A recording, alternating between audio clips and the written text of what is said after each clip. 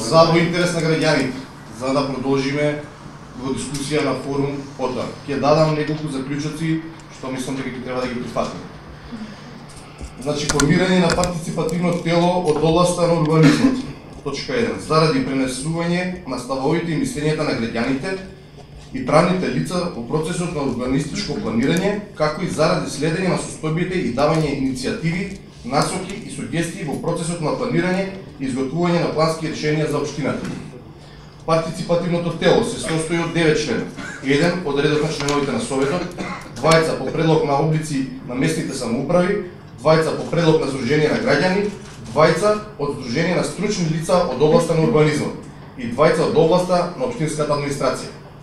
Под 3, овозможуваме граѓанските активности да учествуваат, активисти да учествуваат во креирање на општината и процесите на носење одлуки. Ние работиме за граѓаните, заедно со граѓаните ќе ги решаваме проблемите.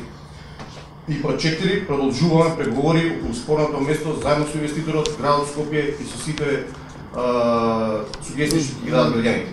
Се надеваме сите заедно дека ќе успееме да дојдеме до договор во најбрз можен рок.